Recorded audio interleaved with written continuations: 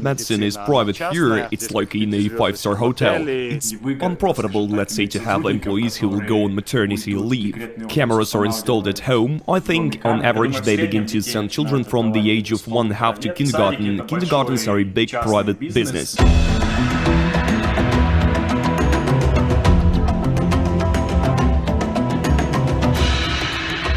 We have a lot of friends, and I've basically been here for 10 years. We talked to many friends who gave birth in the Emirates and just asked what the difference is between Russia and the Emirates, whether it's worth going back to Russia. I have a spouse from Venezuela, as the second option was Venezuela, but the economic situation there is not particularly stable now. Many friends who gave birth here say that here is like in a five-star hotel. Now, that is, they will look after you. There is a very large selection of clinics. Friends recommended us 2-3 clinics where they gave birth, also some midwives. In principle, the choice fell on one clinic, which has been here for about 20 years, Mediclinic. We went and talked to the doctors, so what we liked, that is, we wanted a natural birth. In principle, in this clinic, the doctors with whom we talked all prepared you for a natural birth. Cesarean section only in the case of emergency. We took a good insurance company package in advance to cover everything. In the Emirates, all medicine is private. There are packages for childbirth. Their price on average starts from $2,500 to $3,000, as if everything is included. And this package is just for a couple of days, so when a baby is born, they give you a private room.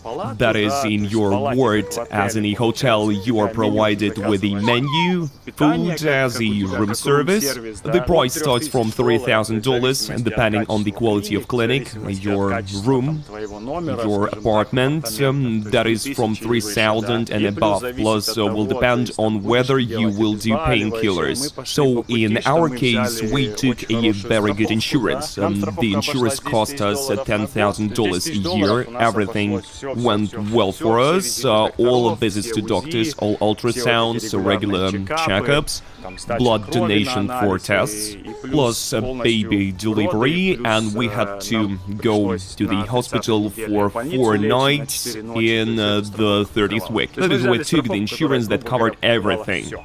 At 30 weeks, we had to go to the hospital because I was in labor very early on. So we were staying in the prenatal room, but kind of in the rooms area. And then they have a section that is like the delivery rooms within the same floor.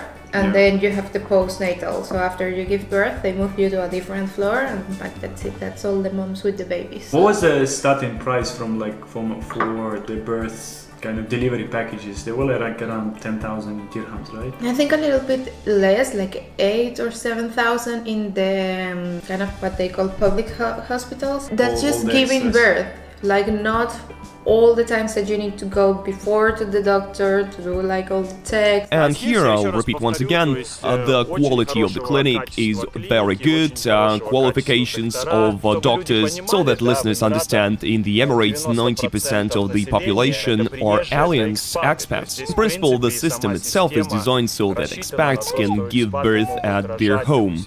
It doesn't provide that if you have a family and children, you fly home to your country to give birth. Many choose due to such reasons. They choose to be closer to the family so that grandparents are near and so on. And so in principle, many people decide to give birth in the Emirates because medicine is at a very high level. You're here mainly on a 2 or 3 year work visa, and the employer is obliged to provide you with basic insurance. It all depends on the level of the company.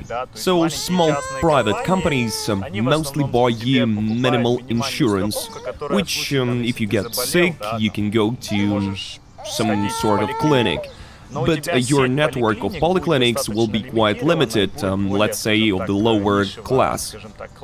I work for an international company, and many international companies provide a good insurance package that in principle 70 to 80% of all polyclinics and medical institutions in the Emirates are part of their network. There is practically no limit. You can go to any clinic at your place of residence, with the exception of some high-class or lux. Insurance often covers almost everything. Well, insurance even covers maternity.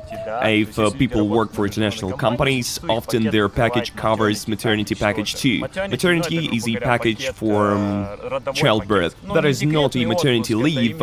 Here my wife works for the company, and the company pays for insurance. If suddenly my spouse becomes pregnant, then insurance automatically begins to cover all these checks, visits to the doctor related to pregnancy and the baby delivery. If you give birth in the Emirates, it's important that it is the insurance that provides a good maternity package, that is a good birth package. There are a few cases from experience that someone from abroad came here to give birth.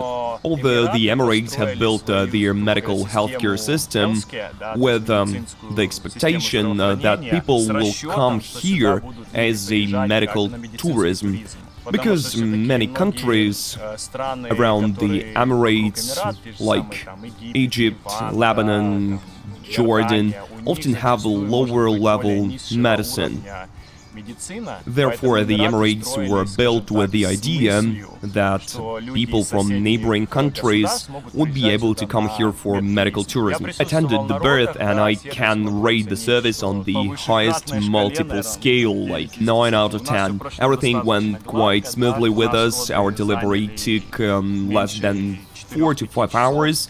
There was a very professional doctor, a very professional nurse. We were treated very well after giving birth for 2 to 3 days. That is, they came to us with the baby, and immediately you have a breastfeeding specialist who comes to your room and begins to help and explain how to breastfeed. There are also additional wards and a special section in case of an emergency. You feel that the situation is under control and doctors are constantly watching you.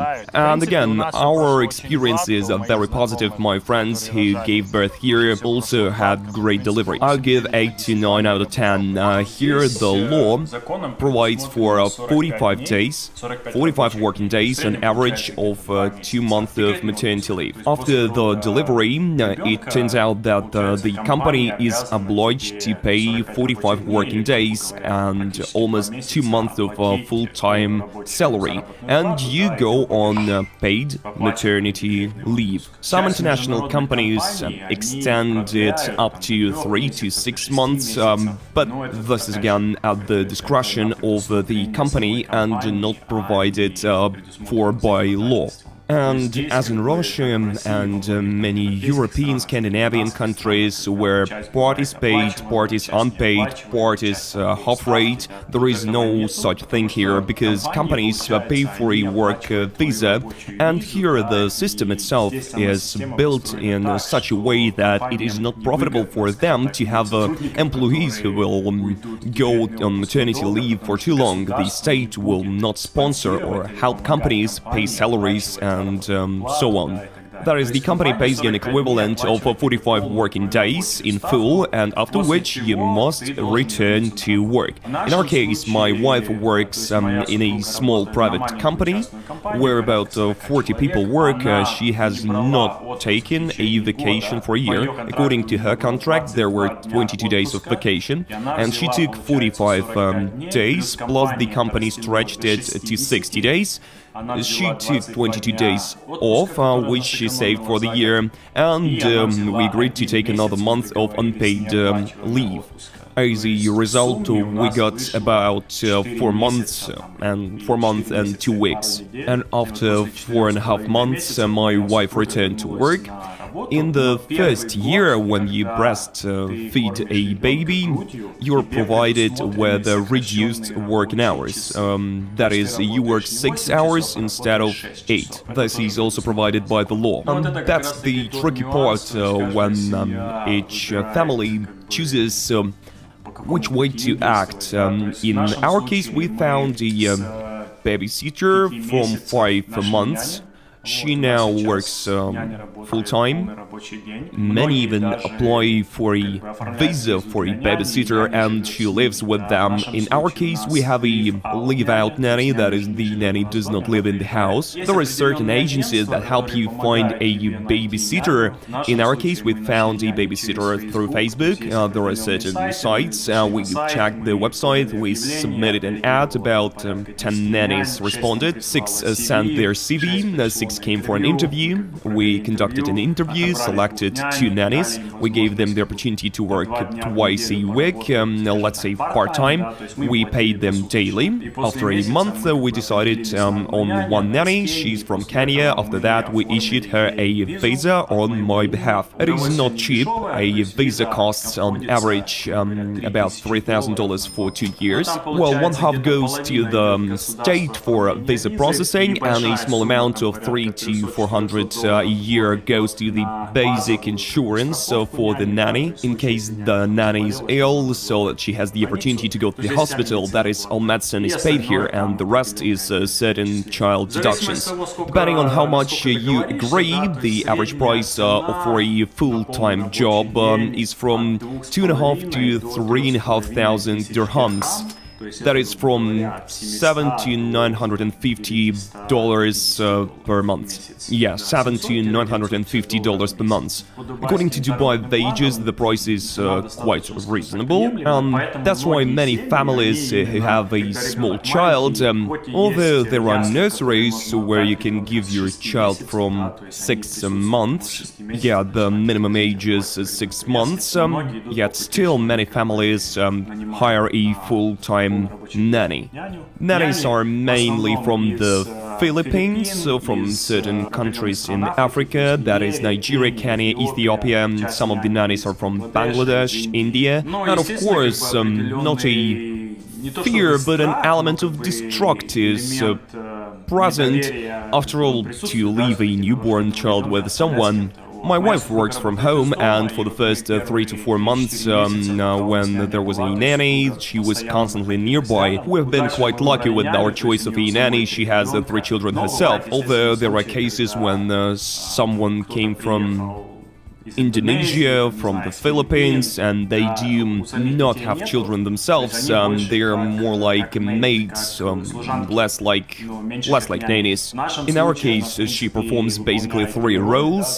That is, she looks after my daughter Rebecca, and at the same time she keeps the house clean and tidy. Many people, when they start going to the office full-time, install cameras in the house so they can watch. Now the problem is that many babysitters are still tied to phones, social networks and so on, and you don't want your 1-year-old kid playing alone while the babysitter is on Instagram.